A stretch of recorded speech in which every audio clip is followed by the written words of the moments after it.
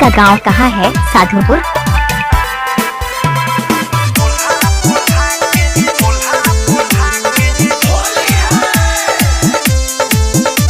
DJ Ramesh राज।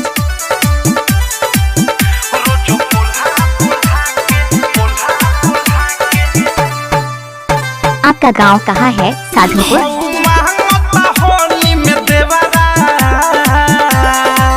रोजो पोल्हा पोल्हा के पोल्हा पोल्हा के हौ महंगता होली में देवरा।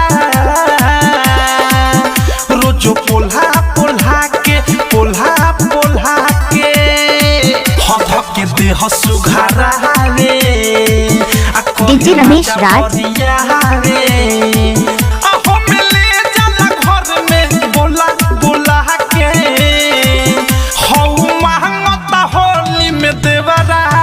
रोजो पोल्हा पोल्हा के पोल्हा पोल्हा के हौ महंगता होली में देवरा। रोजो पोल्हा पोल्हा के पोल्हा पोल्हा के पोल्हा पोल्हा के। डीजे रमेश राज।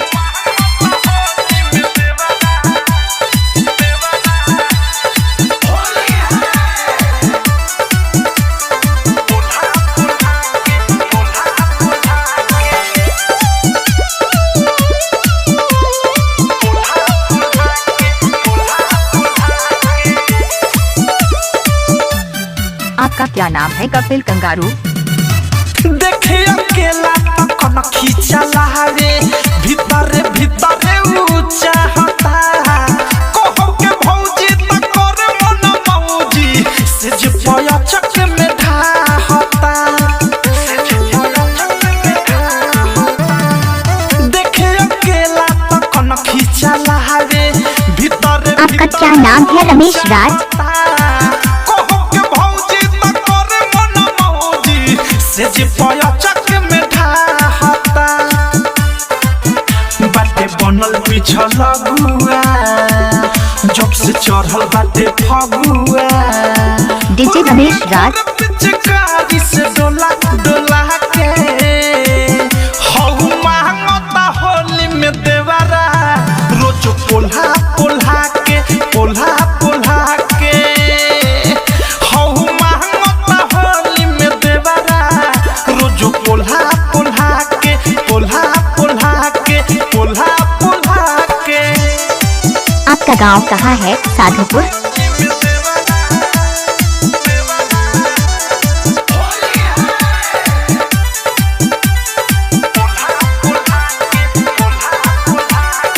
आपका क्या नाम है? रमेश राज। राइटर थारू अवधे से प्रेमी लासा लेखा लस्सी आइल बा। पहले न सोइया होली में। आपका गांव कहाँ है? साधुपुर। चीज बसिया आइल बा।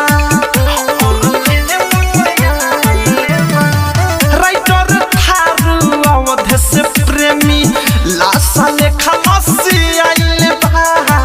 पहले न सोइया होली में। आपका क्या नाम है? रमेश राज। देवे ढोलिए में खोद हो सुनय अनुराग सुबोध हो हमें रखला मुकेश हो रोला रोला। आपका क्या नाम है? रमेश राज। हौ महंगता होली में देवरा। रोजो पोल्हा पोल्हा के पोल्हा पोल्हा के हौ महंगता होली में देवरा। रोजो पोल्हा पोल्हा कपिल राज। पोल्हा